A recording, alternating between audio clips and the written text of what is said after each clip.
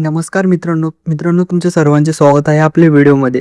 तर मित्रांनो, आजच्या व्हिडिओमध्ये आपण जाणून घेणार आहोत कमळी सिरियलमधील एका ॲक्टरची खरी जीवनशैली. तसं तर कमळी सिरियल सगळ्यांनाच खूप आवडत असते आणि ही लोकप्रिय देखील आणि फेमस अशी सिरियल आहे. त्यामुळे आपण आजच्या व्हिडिओमध्ये कमळी मालिकेतील ॲक्टर विषयी बोलण्याचा प्रयत्न करणार आहोत. जी माहिती ऐकल्यानंतर कदाचित तुम्हाला देखील खूप मोठा धक्का बसू शकतो. तर मित्रांनो, दररोज कमळी मालिका तुम्ही पाहत असाल तर या व्हिडिओला शेवटपर्यंत नक्कीच पहा. तर चला, तर वेळ न वाया घालवता आजच्या व्हिडिओला सुरुवात करूया आणि पॉईंटवर ते पोहोचूया. तर मित्रांनो, मालिकेतील दिसणारी सरोज म्हणजेच कमळीची आई आपल्याला पाहायला मिळते. मित्रांनो, कमळीच्या खऱ्या आयुष्याबद्दल आज आपण बोलणार आहोत आणि या ठिकाणी तिची माहिती घेण्याचा प्रयत्न करणार आहोत. तर मित्रांनो, साधी भोळी दिसणारी ही बाई आहे कोण आणि तिचं काय नाव आहे जाणून घेऊयात. मित्रांनो, कमळीचं आईचं खरं नाव आहे जे काय आहे ते योगिनी आहे आणि तिचं सरनेम आहे ते चौक असं आहे.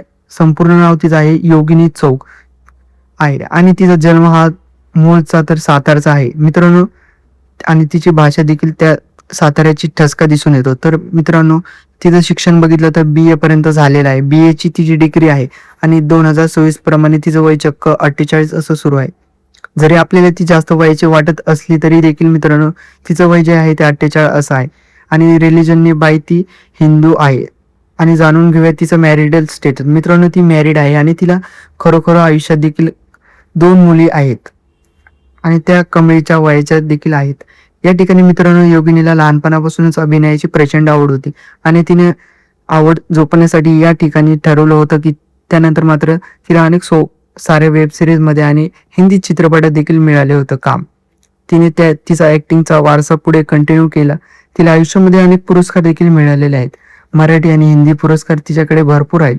असे तर जाणून घेऊयात या ठिकाणी योगिनीची काही आयुष्याबद्दलची छंदाबद्दल. तर मित्रांनो, या ठिकाणी तिला ट्रेकिंग आणि स्विमिंगचा प्रचंड नाद आहे. तर ही होती माहिती काही योगिनी बद्दलची. तर मित्रांनो, व्हिडिओ जर आवडली असेल तर व्हिडिओला लाईक, शेअर आणि सबस्क्राईब करायला विसरू नका.